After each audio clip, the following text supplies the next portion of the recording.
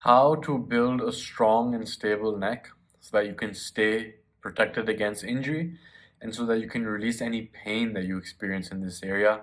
I'm going to walk you through all the different ranges of motion so that you can build up your neck and engage in the activities that you want while lowering your risk of injury. So what you can see me doing on the screen right now is the forward neck flexion. So this is bringing the chin to the chest, and this trains one area of the neck. And right now it is neck extension. So this is lifting up the head against gravity. And again, I prefer sticking with body weight exercises, especially concerning the area as sensitive as the neck, because this is the upper portion of your spine. It's known as the cervical spine. It's what connects your brain to your body and your body to your brain. So any damage to this area causes damage overall. So that's why I like sticking with body weight, and I'm going to share with you towards the end of this video how to increase the progression as well. So what you see me doing on the screen right now is side flexion. So bringing the ear towards the shoulder. Again, we want to target the development of the neck muscles from all the different angles so that we have stability in the neck, so that even if you are not engaging in full contact sports, if God forbid you get rear-ended or you experience some sort of jerk to your head, what causes concussion is when the brain rattles against the skull. What saves you against concussion is when your head is stable, and what keeps the head stable is a strong neck. So making sure that we are targeting all these different ranges of motion is important to make sure we can make that happen. So what you see on the screen right now is a side flexion right? So bringing the chin towards the shoulder. Again, we're targeting a different range of motion over here. And if you have never trained your neck before, then even doing these without any additional resistance, like I will share with you just after this one, will be intense if you've never worked up this this area of your body before. Okay, so what I recommend is all the exercises that you've seen on the screen: the forward flexion, the extension, the lateral flexion, the side flexion. Do them in a circuit and work your way up to about 30 reps per set, and then do them in a circuit. So what you see on the screen right now is using manual resistance. So applying that with the power of your hands and your arms and pushing down upon it. And what we want to work towards is keeping our chin tucked and experiencing that state of quivering. You know, when you're quivering, you know that you're working. So you push just enough so that you're slowing down the ascent, and you feel the quiver so you know that you are working the muscles adequately.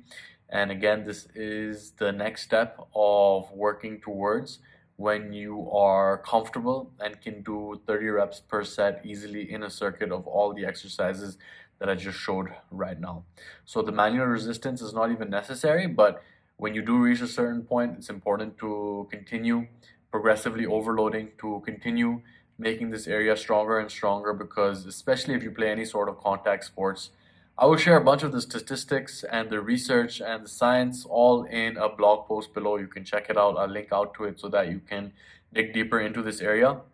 But the bottom line is that having a strong and stable neck is kind of like having life insurance. And this is especially the case when you're engaging in full contact sports. There was a graph that showed how strong a quarterback's neck correlated with the longevity of his career.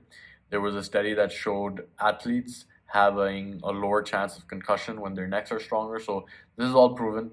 And the reason that I like sticking with this version of progressively overloading by using the arms for resistance rather than the stuff you see with the wrestler's bridges or any other sort of movement where you're placing your head on the floor, the problem with that is that it causes spinal compression.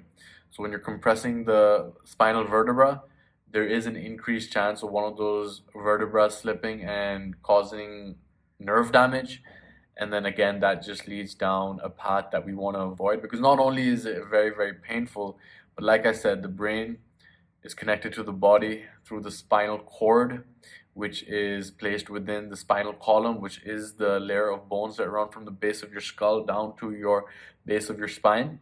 And then the cervical spine is the upper portion of that. So I want to stay safe, and for that reason, relying on manual resistance is a very good option because you can feel yourself working and you can adjust it. Yes, the adjustment is not as clear cut. You don't know exactly how much resistance you are dealing with. You're not sure exactly what the progressive overload will be specifically, but nonetheless, you can feel yourself working. And the neck is an area that is high in androgen receptors. That means that it's sensitive to growth because testosterone is able to attach and grow pretty fast. So once you get to a certain point with your neck, you don't necessarily even need to train it that much, and it grows pretty fast. I grew my neck by over an inch in under 3 months, and it was just by doing these manual exercises, and I'm focusing on them even more now as my training is shifting more towards martial arts. So making sure that the head is conditioned.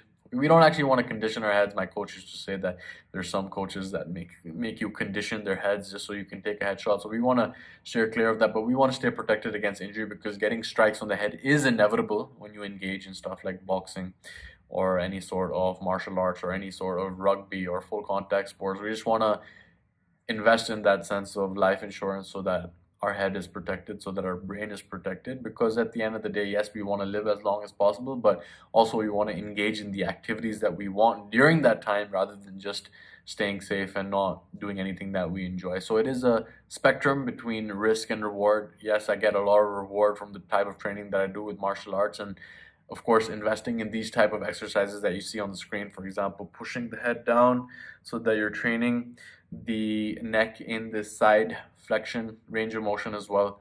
It's something that can help you get a stronger and more stable neck, which is the theme of this video. Because most people in the gym, you'll see them doing the bench press, you'll see them doing all these conventional exercises, but rarely will they be training their necks, even though it is a body part that significantly enhances the aesthetics of the entire face.